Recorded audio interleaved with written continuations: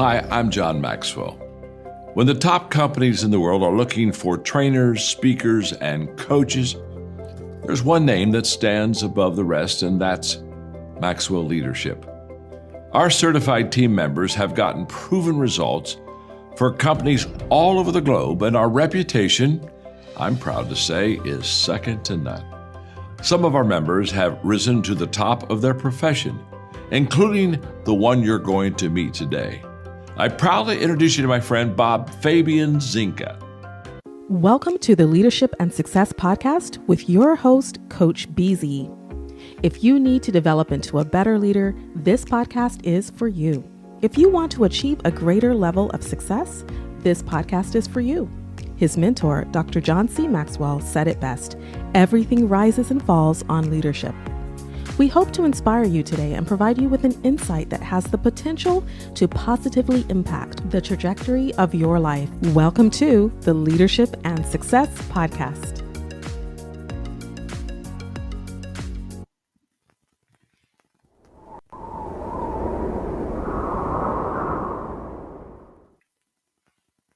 Imagine gaining the leadership skills that could redefine your career. Join Coach BZ on the Leadership and Success Podcast, where each episode delivers practical insights from world-class speakers, military leaders, and industry experts. We dive deep into what matters most: building resilient teams, leading through uncertainty, and navigating complexity with clarity and confidence. Every conversation is crafted for aspiring leaders like you who are ready to grow, lead, and make a lasting impact. Don't miss our powerful live sessions and recent highlights. Michelle Hayward on building diverse, high-performing technical teams. Ann Leslie on leading through global complexity and cybersecurity risk. Ron Carpenter AI exploring faith, resilience, and AI-powered leadership. Colonel Michelle G.I. Gardner-Ince on commanding influence from the battlefield to the boardroom. Chris Robinson on shifting from drift to drive in life and leadership. And Coach Enrique Acosta Gonzalez on mentorship, legacy, and heart-centered leadership. Ready to level up your leadership journey? Tune in on Spotify, Apple, Audible Podcasts, YouTube Live, and LinkedIn Live. Join the movement toward leadership excellence. Listen now and start transforming your success.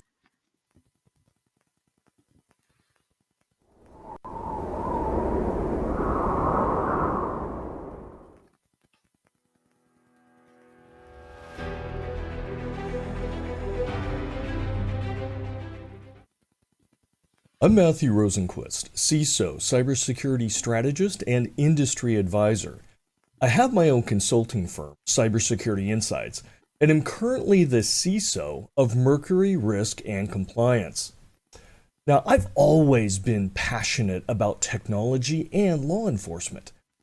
My career has now spanned over 30 years, and I continue to be excited every single day in cybersecurity. Now, it may sound cliche, but doing what you love makes a tremendous difference in your contributions, your success, and ultimately your longevity. And I love the chaos, ambiguity, and the challenges that intelligent adversaries bring as part of our industry. Every day, I look forward to making a difference. Now, if you can find that passion, it will drive you to give your best, to seek out new challenges and fuel both your success and happiness. Just keep in mind, your journey is uniquely your own. No two are the same. The key is to find your optimal path.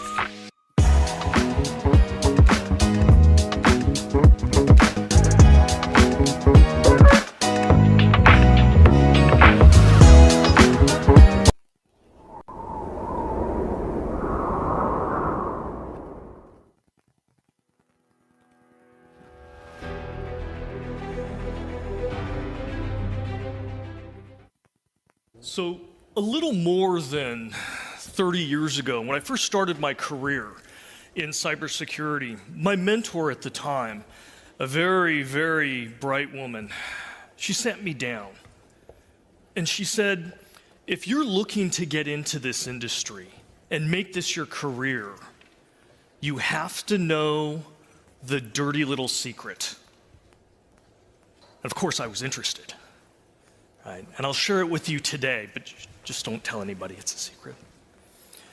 She told me security is a losing.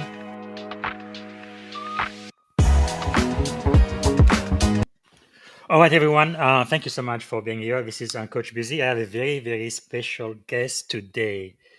My friend, and he's really a mentor to many of the CISOs and cybersecurity professionals out there, one of the top strategists in the world. I'm talking about Matthew Rosenquist, globally recognized CISO, cybersecurity strategist, and thought leader whose 35 plus years of experience have shaped how organizations worldwide approach risk, trust, and digital resilience. And he is in the house, a LinkedIn top voice, and also recently he's been selected as a Think 365 ambassador for cybersecurity. So now, with no further ado, let me bring to the screen, if I can find it, Matthew Rosenquist. How are you, Matthew? Pleasure to be here. Pleasure to talk with everyone. Fantastic. Thank you so much for making the time. I know you are super, super, super busy, but I think this is kind of important, everything that's happening in the world and AI and all of that. We thought we probably need to just stop and just have a chat. So first question I'm going to ask, what is something about you that most people may not know?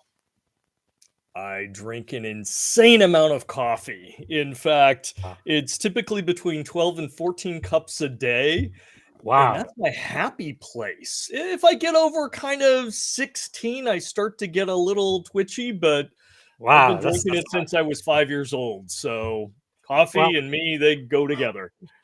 That is impressive. Actually, I've traveled so much, especially since I joined the Navy. Everywhere in the world, people drink coffee, but I actually don't drink coffee, which is kind of weird. But I drink hot chocolate though.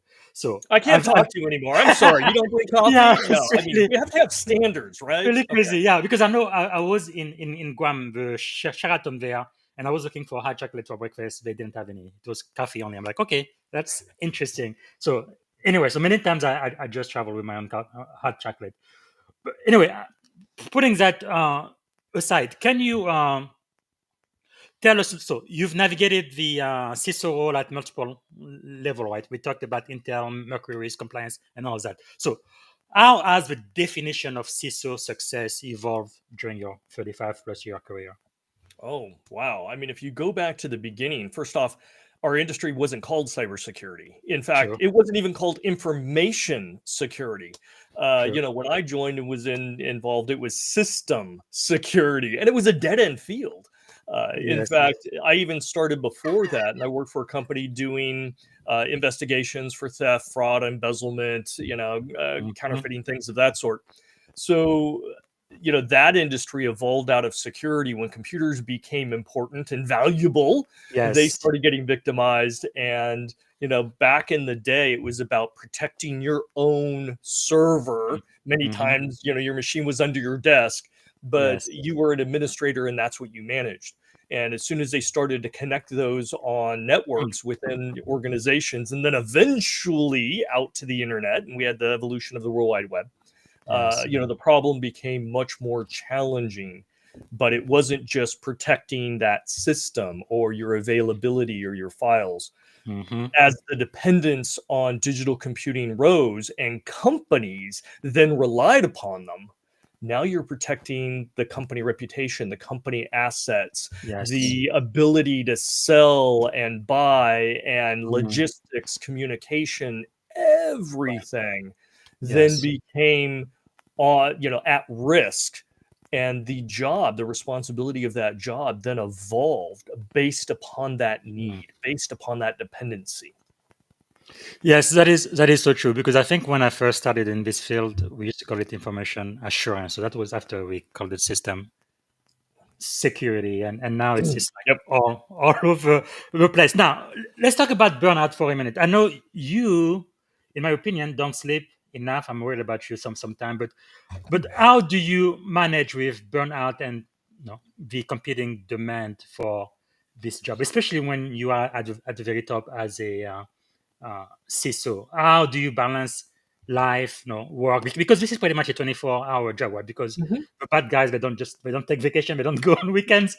They are always, going after you. Like, so how do you handle all of that? What would you recommend, especially for the aspiring CISO listening to us right now, how to balance it all? Well, burnout is a really important issue because our industry, there is a tremendous amount of stress. And there's good stress in life and there's bad stress, right?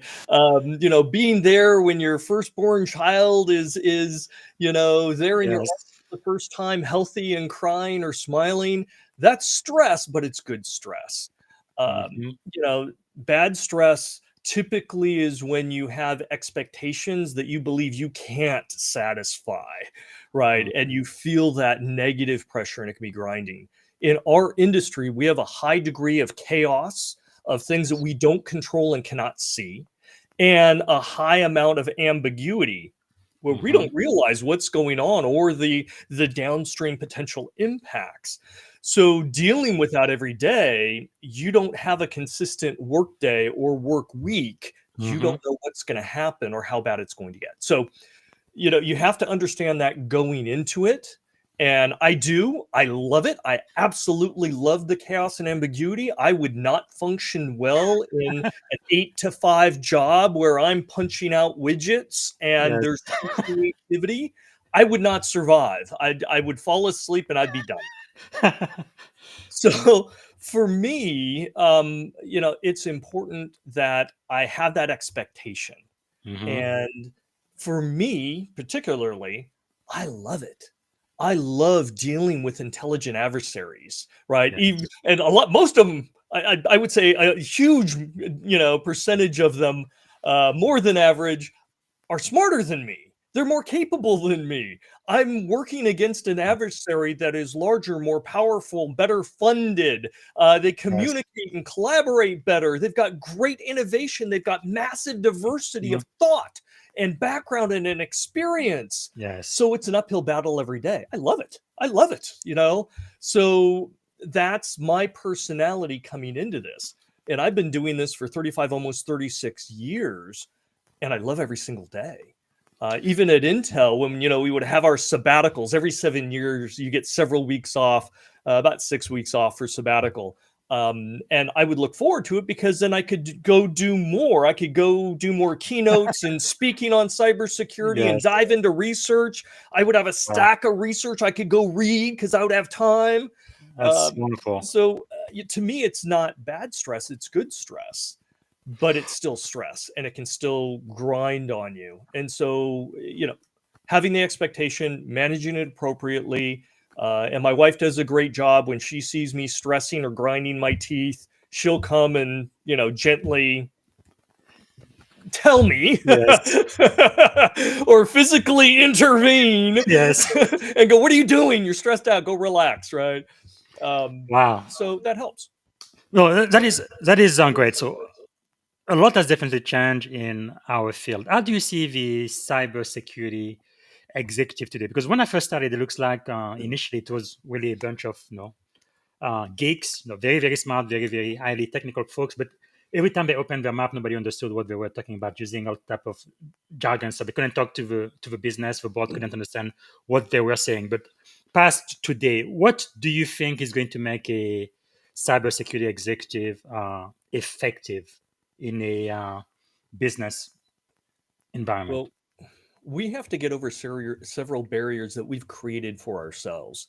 And I agree with you. The vast amount of CISOs that have come up through the ranks have been technical, right? Very technical oriented.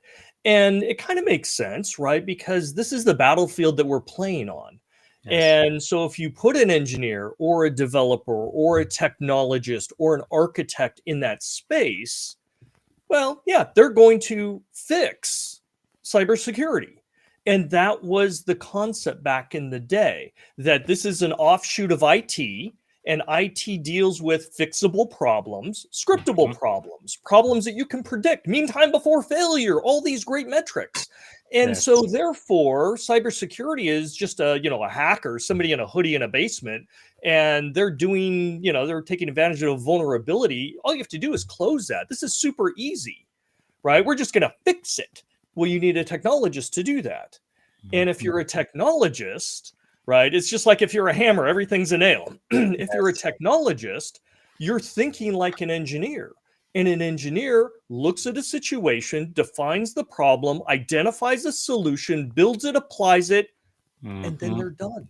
It's Yes. fixed. And yet, cybersecurity, they tend to forget you have an intelligent attacker, again, who may be smarter than you, who may have more resources than you, who may know your technology better than you. Wow. They're not going to let you get away with it. Your little fix is laughable, and they're going to go around it, over it, or through it, and now you still have the problem. So a lot of CISOs that I mentor, they get to this level of frustration because they really, truly thought they were going to go in and fix it. And when they listen to the vendors, the security vendors for services and products, they're using the same verbiage. Oh, we fixed this. We solved that. Yeah, we have a silver bullet. So, okay, we've got this generation of CISOs now, technical. Look at it as a technical problem. Look at it as fixable. And that's what they communicate. But the reality doesn't manifest that way. True. And talk about stress. Yes. Yes. So there is an evolution here. And it's an evolution of transformation for the CISO. We've got legacy CISOs that talk tech, right? And they're only talking tech. They're not talking business. They only see it as vulnerability, management or pen testing, things of that sort. They're not even seeing or can communicate, what are the type of people attacking me? What are they going after? What resources do they have? What are their go-to methods? How are they going to evolve? How are they funded? Right? They're not thinking in those terms. They're thinking strictly defensively. So, they need to change in this transformation. It's like a cliff that's coming up. We've got 2 decades worth of CISOs, going to the board and going to the CEO saying, I need money, using fear, uncertainty, and doubt to get a big bag of coins with the expectation that it's going to be fixed. And it isn't. And they're asking for 20% increase year over year. That is average. They're not getting it, but they're asking. Whereas they've positioned themselves as an overhead, a cost center. Now, business majors here, MBAs will understand if you have a cost center, right? An organization that doesn't generate revenue, your goal is to reduce the cost, to introduce efficiencies and reduce the cost year over year. Well, cybersecurity increases year over year, and that does not work in the long term. At some point, they say, stop, enough, right? And at that point, you've lost because you have to continually adapt because the attackers are. So at that point, it's time for the CISO to pick up their bags and move to another company because they cannot succeed. So we've built this structure in. And the way we have to move forward is better communication, better collaboration, and for CISOs to transform from technical risk experts to business risk partners, right? To help the organization understand those risks and opportunities. Because again, if you are a technical risk person, you're just there to manage the bad things. You're not actually talking about the potential business benefits. But if you want continued revenue and investment, you have to contribute to the bottom line. And that will be the transformation. Some will transform. I know many of my peers, CISOs, are actually going to get their MBAs because they see they need to be able to communicate. They need to be able to show this. And there's a lot of CISOs, the technical ones are like, nope, this is what I do. I'm going to deal with number of alerts and so forth. They won't survive. They won't be around in a few years. No, that is so true. I had to get my own MBA too. I think back in 2017. It really helps to be an enabler to business. I'm sure you have many stories like that. When I first got into this thing, most CISOs back then, they would just say no. We were known as the department of no. Business can't do anything because it's too risky. But the thing is, if you're gonna do business, you're gonna have to handle some risk, right? It's not available. If you don't want to handle any risk whatsoever, then shut down the door and fire everyone. But if you're going to be open for business, there's got to be risk. So you need to know what the level of risk is and how you may be able to manage it. But anyway, that's very interesting.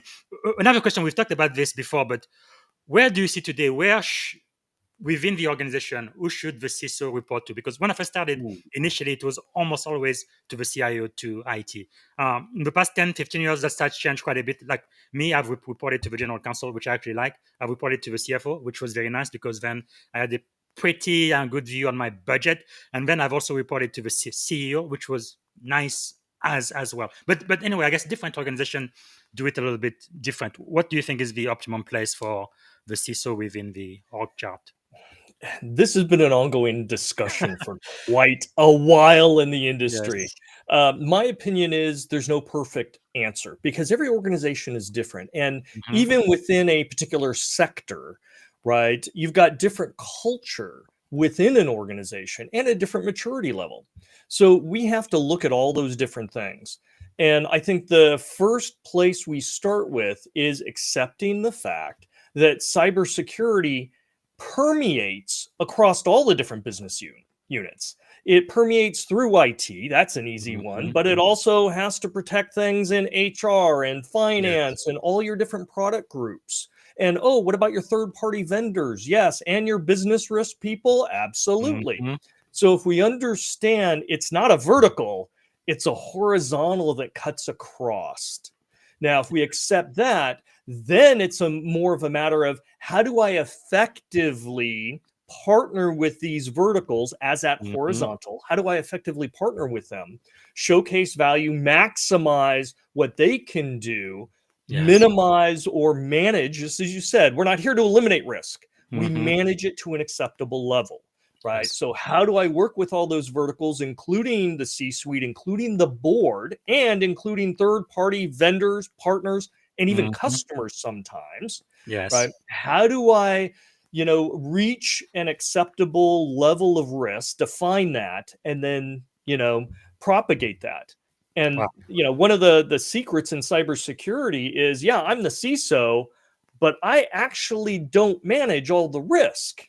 It Yes. comes down to the individuals and the business groups and the Mhm. technologies and everything else. So I need support from all those verticals. I can create a Wow. security That is policy, key. but if that product group goes, that's not important, just get back to Yeah. work, just turn all that stuff off, and we've Yeah. got Yeah. deadlines, right?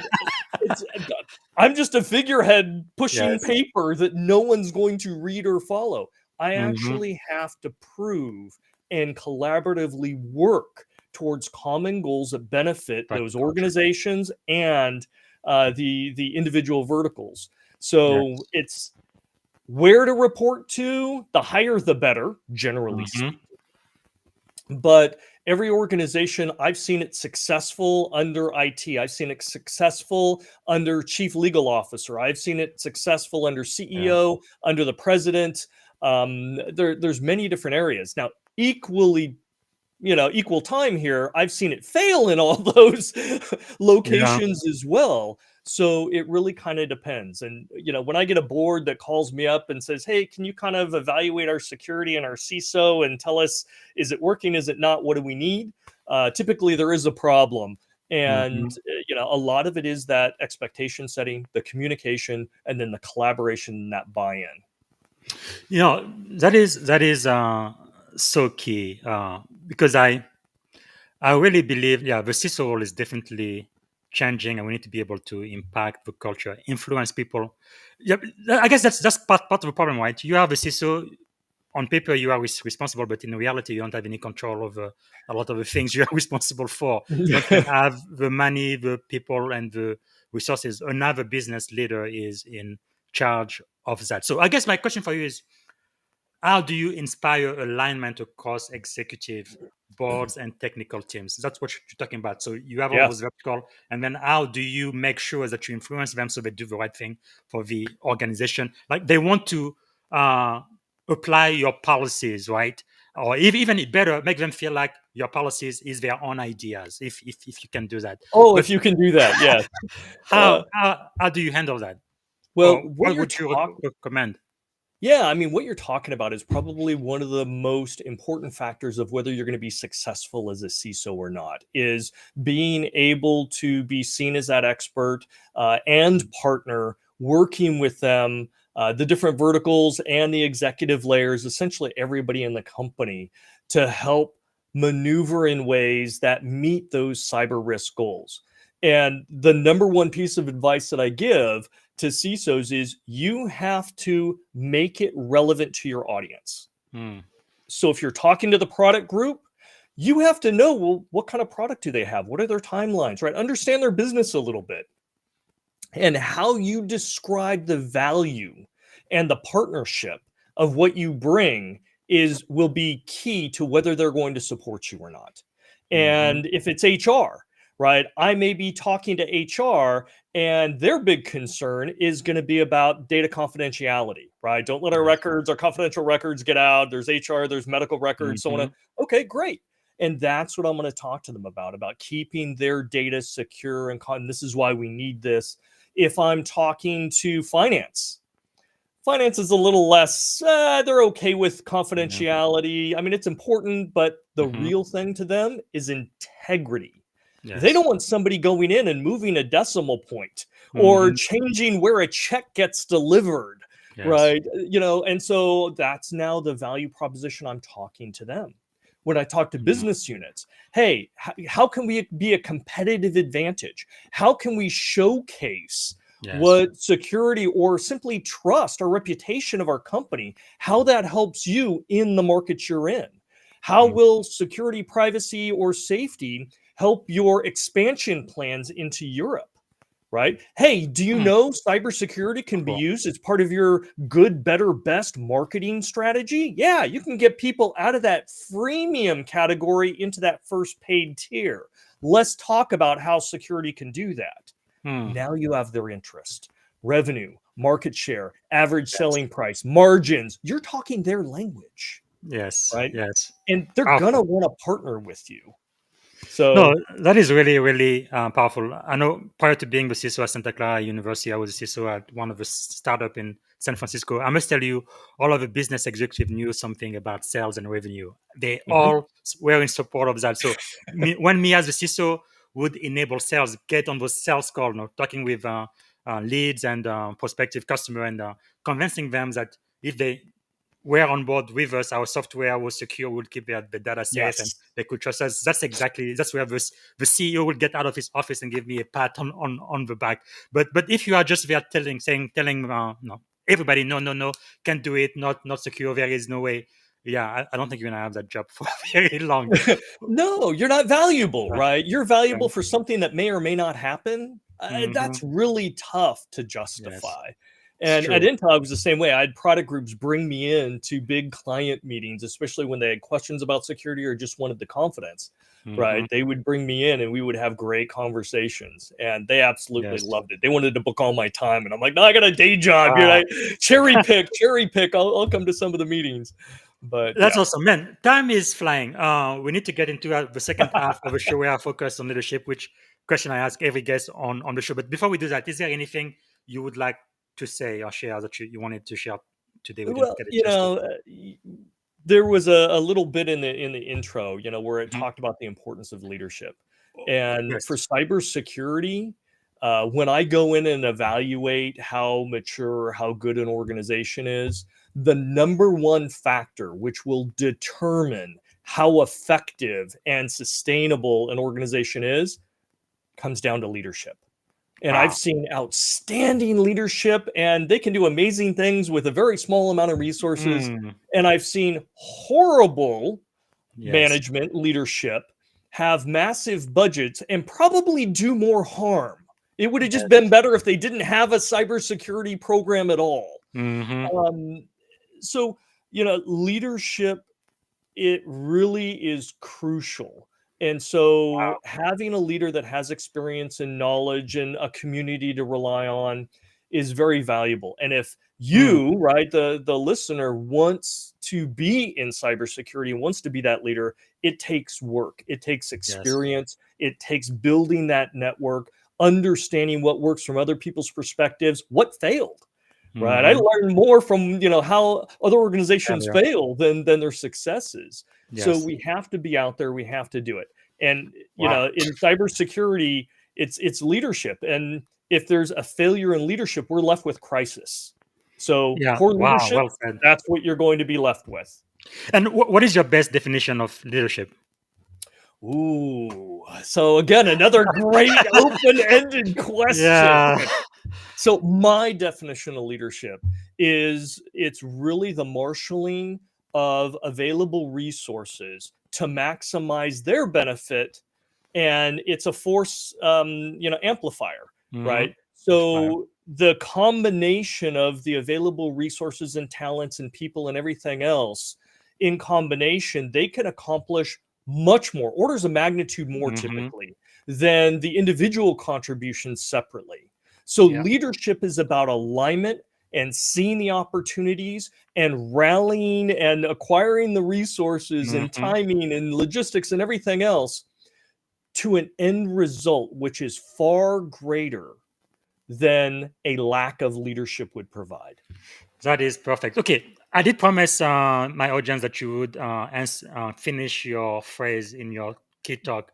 Let's go back to it for just a second, but let me forward it a little bit. Is a losing. So I was interested. Right. And I'll share it with you today, but just don't tell anybody, it's a secret. We're gonna keep it a secret. She told me security is a losing. Security is a losing what? It is a losing proposition. What do you mean by that? Okay. What can it be? So, we have to understand there's all sorts of different complexities and challenges, right? We talked about it's different than the single faceted threats like IT deals with. Like if a server goes down or something, you can fix it and it's back up. We deal with multifaceted.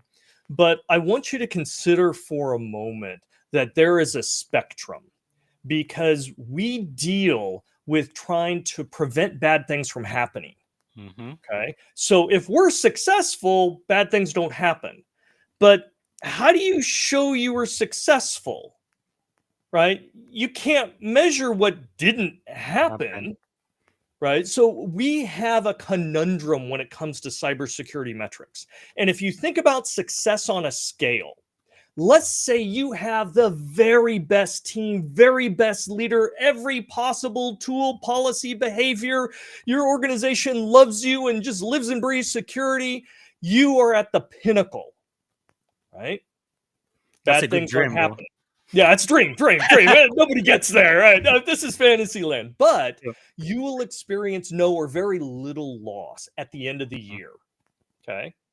Now, if I'm the board and I'm spending all this money, right, and I'm allocating budget for security instead of sales and marketing where I get more revenue and all this, I'm going to be thinking, why am I spending so much on security? Nothing bad ever happens. Yeah.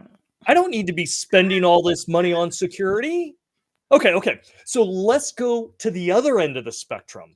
Let's say you're horrible. You're wasting any budget you have and you're incompetent and bad things are going to happen. They will find you. Really, really bad things. And at the end of the year, management's going to look at that and go, wow, we were brutalized, right? We were embarrassed and we had to pay for security. So the same conclusion. Why are we paying for security when it's so bad? Okay, so you've got these two bookends of the spectrum. As it turns out, no matter where you are on that spectrum, it's the same conclusion, because you have great difficulty in proving that bad things didn't happen because of you, or the losses were minimized because of you. You can theorize it. You can create some fake metrics. You can postulate. You can use fear. You can do all those. But at the end of the day, it is not impossible, but it is extraordinarily difficult to prove that, especially when at that end of the year and they're deciding budget for the next year, sales and marketing can go, hey, we spent this on marketing, and guess how much more revenue we got for it? Yes. Next year, we want to double that. Just go ahead and give us that security budget, and we can double the revenue. We proved it. We've got the dollars and cents. We can calculate it down to the penny. What can security do? Bad things may or may not happen if you don't give me some money. Yeah. Right. It's just not. You are in a losing scenario. You have to understand that and accept that going into it. be at peace with it and understand that is the burden, that is the mountain you will always climb in our industry. True. And I guess you and I, we are kind of crazy in some ways because no, it's kind of like there is a fire, right? Most people are running away from fire, and you and I, we are running into the Running fire. towards Yeah, it. Yep. it's Yep. just the way it is. I guess it's not for everyone, but I definitely love the challenge. But that's also why I think a security executive has to be a business leader first and foremost. Yes. Still, no, you have to be technical. That is a given. But in addition to that, you need to be able to learn how to deal with people, influence across all of the vertical within your organization, be a trustworthy executive that people can rely on and come for advice. Now, the other thing, because coming from a military background, chain of command is so clear, so easy. I love it. But first time I started working in Silicon Valley, it's like everything I said, engineering was like, whatever. They completely ignored me, and there was absolutely nothing I could do about it. I was like, what in the world? That's part of the reason why I was forced to go get the MBA, so I could really speak their language and understand what's going on with the business as a whole. But anyway, having said that, now you are also a LinkedIn top voice. Do you happen to know why you were selected? What's the secret for that? The secret, I don't know. I mean, right now I've got about 160 or 196,000 followers. So, depending on what, Okay, that's like what do you think? and for cybersecurity. But what do you think is the reason why they selected you? What is your hunch? I have absolutely no clue. I don't even know why there's 196,000 people that want to listen to me rant on. I'll tell you a secret. I started doing blogs and doing podcasts and videos and so forth simply because at work I was doing things, my job, Yes. and then I would see something in the industry and think, well, that's crazy. Yeah. And it would start rambling in my head. And in order to get it out of my head, I would have to Yes. write it down or publish it or do something. So Yes. it was cathartic for me. That's wonderful. And the great side benefit is when I started doing that, my peers started jumping in and we started having great conversations and solving problems and showcasing That's just beautiful. total fear and doubt and bad vendors and everything else. Yes. And the only thing I can think of is people were entertained or informed and decided, No. hey, I guess I'm going to follow this crazy guy and see what he has to say about cybersecurity. No, this is really great because an important portion of my audience, right, are aspiring CISOs, tech leader, and military commanding officers, especially in the information warfare field. What would you tell an aspiring CISO just getting started? Maybe they are an analyst or an engineer now, or maybe they just became a team lead. What would you encourage them to do in order to elevate their brand, not just on platform like LinkedIn, but really to be known as a thought leader, someone people would go to for advice or a keynote speaker or anything like that? What are certain things that they can start doing now, even though they may not think they know as much as they need to, but knowing what they know now, how can they build on that? Yeah, I would say a couple of things. One, obviously work on your communication skills. If you can't communicate, and whether it's in written form or discussing things or on camera or whatnot, it becomes very, very difficult, even if you have a great message, for people to appreciate that and want to listen to you in the future. So communication skills, hugely important. And again, that goes in kind of the face of these are technologists, right? Yes. They didn't take communication studies in college, right? They're not on, Toastmasters or anything, but communication is hugely important. So that's number one.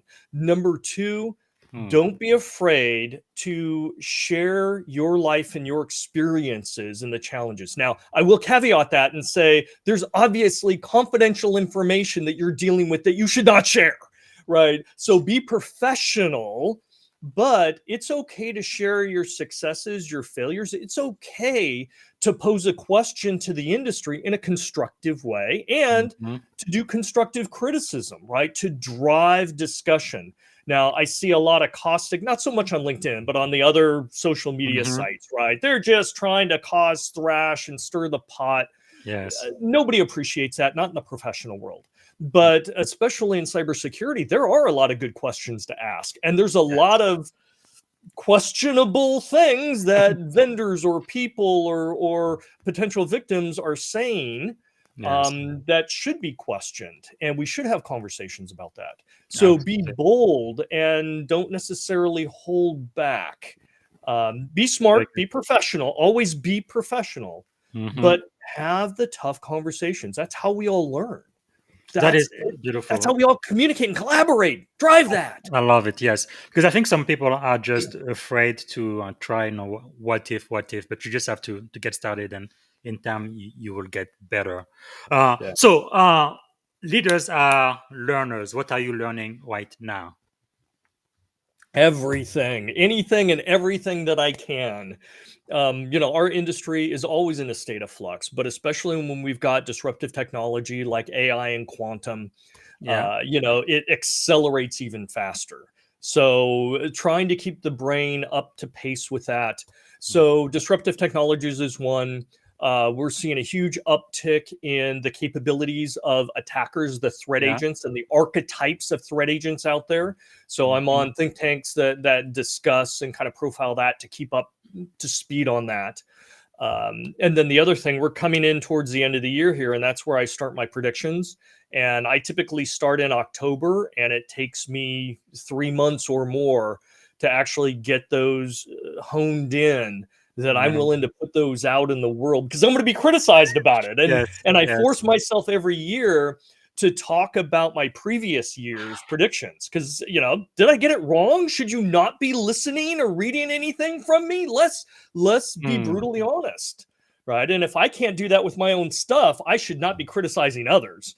Yeah. So I'm trying to look in that crystal ball. It's about the time where I start making notes in preparation for October to understand that. That is very nice. I really like something you said. Fear of failure. I have a con which I love. One side says failure, the other side says success. So Hmm. success, failure, two sides of the same coin. And yesterday, I think it was, I published an article about embracing failure. I think many Oh, people are afraid to do what you do because they're afraid what other people are going to say. They're going to be criticized, yep. right? And so, how has failure shaped your life? Oh, I've learned tons more from the failures that I've had, and I'm not necessarily proud I failed, but I'm proud of what I've learned coming out of that failure because I know I'm not going to make that same mistake again. I know I'm going to be able to communicate that with others, and maybe through that they won't make that mistake. Right? They can avoid it entirely. So I'm part of that community, and we should be helping each other. And failures, it's terrible, right? When you fail at something, it just sucks on so many levels. But understanding that how you come out of it and Mhm. what you learn from it and then how you share that is transformative, and Wow.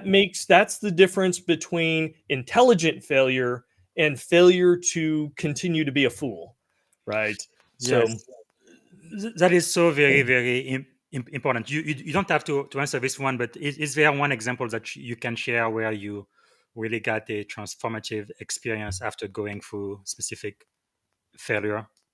yeah, how about being a parent? Yeah, yeah, yeah. Well, we won't get into that. Although I love being a parent because it I is a constant agree. process. Yes. And I get to see the failure in my children too and help them Yeah. through that. And I I, want them I, to fail. I I wish my position babies them to were. fail. Don't tell them. I do. I Yeah. put them in situations I know they're going to fail safely and securely, but I Yes. want them to fail because I True. want them to go through that process. Yeah, So, I really wish as a parent, when your baby came out of the womb, you had like a book or something, a guide on what to do. But owner's also, manual. can you imagine a child trying to learn how to walk? I remember both of my daughters, they try to start walking and then they fall and then, hey, walk.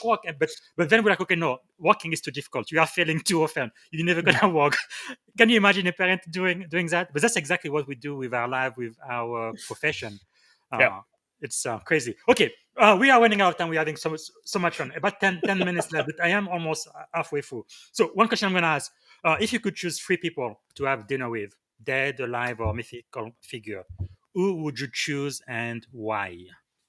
Oh my gosh, I have no idea. 3 people to have dinner with. Mhm. Let's make one of them a chef because I want to know what I'm eating. Let's do that. Okay. Right? I don't want mystery meat. Please tell me what you've cooked for me. Okay, we'll start with that. I would Two more. love to sit down with. Actually, I'd love to sit down with Patton, General Patton, Yeah. and talk. I mean, I've been a fan of his since even I was a kid, I and I think studied his I strategy know why. and techniques and I, challenges that he had, dyslexia and everything else. yes. And he was crazy as a nutbird. Don't get me wrong; Yes. he was nuts, but he was also incredibly brilliant Mhm. to be able to transform people into from the most incompetent fighting Yeah. force, right, Yeah. to just That's absolute right. razors. Yes. And again, not the nicest person in the world either, but in times where you needed him, he was the Mhm. absolute right person to do what he needed to do. That's And so true. I'd love to kind of talk about that. If I could talk to another leader, Alexander the Great, Yeah. right? That's an easy one. Everybody probably picks him. Saladin would Mm. also probably be another one. You know what? And I thought you might say Sun Tzu. Sun Tzu, yes, he was brilliant. He really was. Yeah. I would almost be afraid to talk with him. I think he would be so ashamed in how we have Yeah. not evolved Yes. over Yes. these thousands of years. He's like, I wrote this Crazy. down. Do you not know how to read? Did my Yeah. book or Yeah. messages not survive? This is, It's crazy. and I would be embarrassed. So I don't Yeah. want to talk with him because I would have to admit and take blame for all of mankind, humankind, in not applying lessons that we should Yeah. have. So no, No, he's not on my list. I'm not. No, we're gonna it's cross him crazy off. because his book, The Art of War, is required reading in information warfare community. There is him and Oh, also Clausewitz. I don't know if you've oh heard yeah, of him. oh So yeah. those are the two strategists that we follow very, very closely. But yeah, definitely a lot of what he talks about strategy for military operation can definitely apply in life, in business, and And all of the other. cybersecurity. Yeah. Yeah. Absolutely. Know your Yes. adversary. You have to. Hmm. Most Yes. technologists don't do that. They don't look to see who their adversary Fine. is. They're more interested in Hmm. what's the playing field, right? Or the battlefield. Sun Tzu talks Yes. about the battlefield.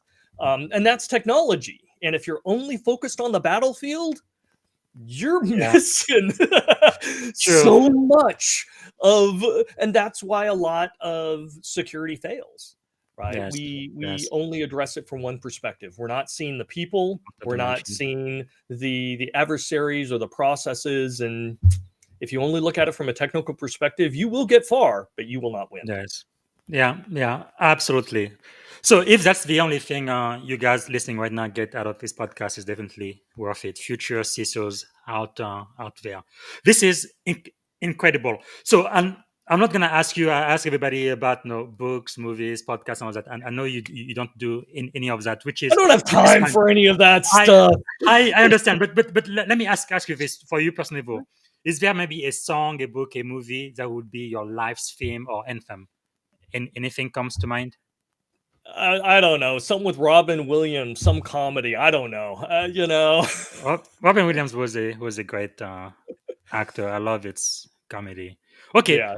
I because it's you, I am gonna take it as an answer. Okay, let's move on. If you had one and only one day to live, Mhm. what would you have liked your final contribution to be? My final contribution, I would want to be on stage as I enjoy doing with peers, sharing the knowledge, experiences, successes and failures, and trying to motivate people Hmm. that this is an incredible industry. And if you've got the right mindset, you can make a difference. And Hmm. our industry every single day gets more important. It gets Yes. more important to humankind, to our society, and Mhm. how we communicate and collaborate, in how we form relationships, Hmm. in the borders we draw on maps, Yes. in how we value each other. Hmm. Cybersecurity, because it protects digital technology, right? is important, and making sure Yes. that we trust our digital technology is going to be more important every single day that we embrace this digital global ecosystem. True. So we have a role to play. It is important, and we can contribute to that if we're in the right mindset, and we should. It Now, needs to happen. I know we don't have much time, but I do want to get your thought about how disrupting you think AI is going to be for cyber security going forward. Massive. An 11 out of 10. I'm not sure how you want me to quantify this, but a lot of people don't understand. They saw Gen AI and they're like, "Oh, that's AI." No, that's a little piece. I mean, Mm-hmm. that's a piece of deep learning, which is a piece of machine learning, Learning. which Yeah. is just one little branch of AI. Mm-hmm. So if you thinking you were disrupted by, Chat GPT or Gen AI, oh, stand by. Right. Yeah. We're on the hockey stick. We're now seeing agentic AI, and it continues on and on and on. And these are truly powerful, powerful tools, which Yeah. means they're going to be adopted very, very quickly for all sorts of different use cases. And Okay. I actually had somebody earlier today ask me, what do you think it's going to be like in 10 years? And I'm like, that's an absurd question. Right. Yeah. If you were to ask somebody when the internet was formed, what do you think it's going to be like in 10 years? They would have no Yeah. clue. They'll be like, yeah, Yeah. maybe we replace the fax machine. But now Okay. let me You ask you know, this: 2025 it's getting a little bit harder now for kids coming out of school. So first, mhm, when I went to school back in the late 90s, there was no such thing as cybersecurity major. That didn't exist. Today, there is almost in every yes. university. But these kids are having trouble getting jobs, and some of them are afraid AI is going to take away their job. What would you say to reassure someone like that who really want to become a cybersecurity professional, even with this AI thing coming and changing so many things in society? Well, AI is powerful, which means the bad guys are going to use it. They're going to use it to scale attacks. They're going to use it to create more advanced, effective attacks. And Mhm. as they do that, our current tools and processes and the levels of controls and people we have are not going to be sufficient. They will be overwhelmed. So the natural response is for the cybersecurity industry to also adopt AI. So Mhm. we're going to need people using AI tools to keep pace with the rapidly evolving threats.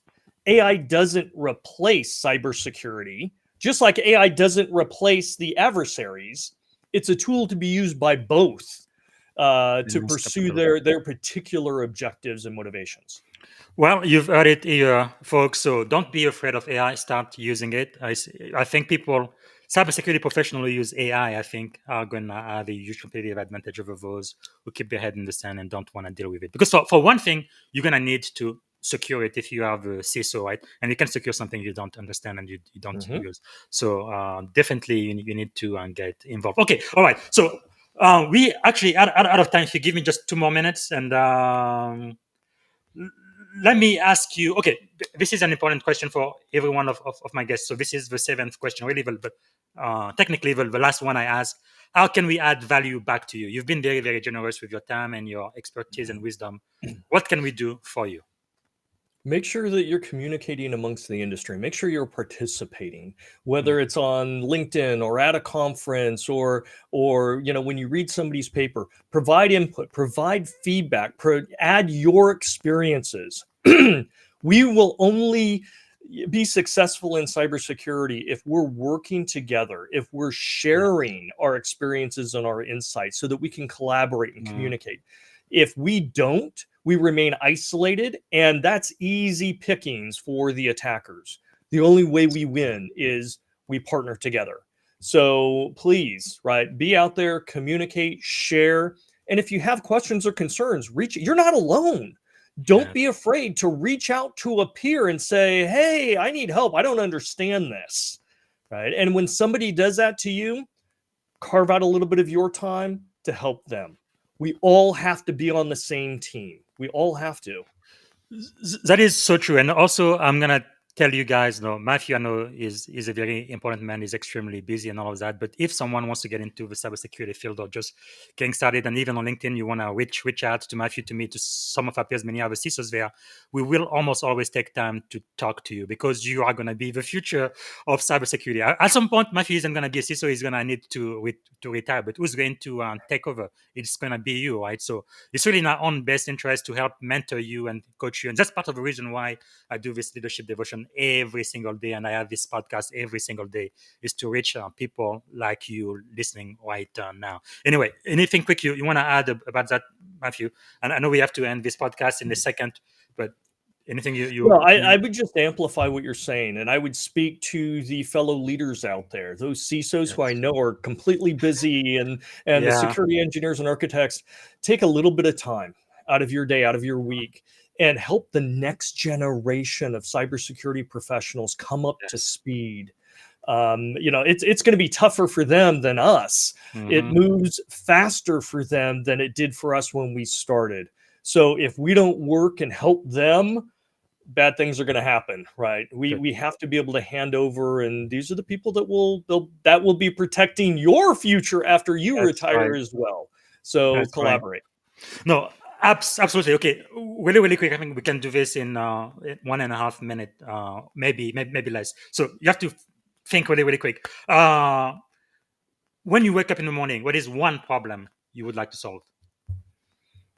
Clearing out my email. Because it filled up overnight, and so did all my notifications on LinkedIn. So yes. So which problem is it? LinkedIn, right? And I get a lot of people that connect or have a question, and I want to answer those. Very good. You can't necessarily meet with everybody, but I want to help out and want to let them know, hey, go contact this person, or that is a problem, right? And what is the most rewarding aspect of your life experience so far? Being a dad. Fantastic. Being a father. Okay, now this one, if you could go back and give a piece of advice to your 17-year-old self. I say 17 because that's how old I was when I came to America. Big dreams, big idea, but I didn't have any resources, didn't know anyone. So standing at the edge of this incredible career you've had, what would you say to that 17-year-old? Pursue your dreams. Don't hesitate. Not even a little bit. Right? Apply everything you have and contribute the most that you can for. What if I fail? What if I fail? That's part of it. Right? If you think you're not going to fail, you're delusional. But that's okay. Right? You're gonna move with purpose. You're always going to mitigate risks. You're going to have recovery plans, and you're going to fail, right? And you're going to learn from it. But pursue what you love. You don't work a day in your life, right? That is fantastic. I couldn't say it any better, because even if you make mistakes, even if you fail, I think learning from those failures is more important than succeeding, because that's gonna, if you get those lessons, going to be with you for the rest of your life. Okay, very, very quick. 3 adjectives describing you as a child. We had the end here. 3 adjectives as a child. 3 adjectives. I was a horrible child. I was analytical. I was focused. I loved technology. That's and I was an introvert. I still am an introvert. I don't like people. So, as an adult introvert, give me 2 more. I was analytical, very, very analytical. As a child. Okay, one more. So everything I did was measured. I thought about it well in advance. Okay, one more. And I took ownership. I was brutally honest. And so I took ownership for it. I felt that was the only way to move forward. All right. So we are at the end of the podcast. We went 5 minutes over. Thanks so much for being so generous with your time. But for those listening to us now, I'm actually going to be on Matt's podcast right now. We're going to be recording it. It's going to be coming out when? Probably in a week. We'll get it published in a week. And you publish yours both on LinkedIn and on YouTube, right? Yeah. Because if you go to Apple Podcasts, my favorite podcast platform, you won't be able to find it. But haven't figured out how to publish there yet. I don't know. Maybe I'm gonna help you fix it and not use too much of your time. So this is it, folks. So very, very last question. This is it. One word that represents our shared experience together on this podcast right now. Which word comes to mind? Okay, it's truth. Right? I am just saying the good and the bad, the ugly and the beautiful, but it's all about truth. That is so powerful. And I think if you're going to be a CISO, you need to be honest, right? Matt talked about fear. And many CISOs in the old days, they used to use that fear, uncertainty, doubt, and just making people, oh, the sky's going to fall and I need all of this money. But that's not the way to lead. You have to be honest, right? And you have to collaborate, share your experience, just like Matt says. Okay, this is it. This is the end of the podcast, unless you have anything else to say, Matt. And thanks again for your time. Beautiful. Thank you for having me on. We should do this again. Yes, we definitely should. So until next time. So you guys had a treat today. You talked with Matthew Rosenquist, I believe one of the premier security strategists in America and the world right now, and that's saying a lot coming from me. So thanks again, Matt. I really appreciate it. Okay, until next time. This is Coach Busy, and thanks again for being with us. Bye.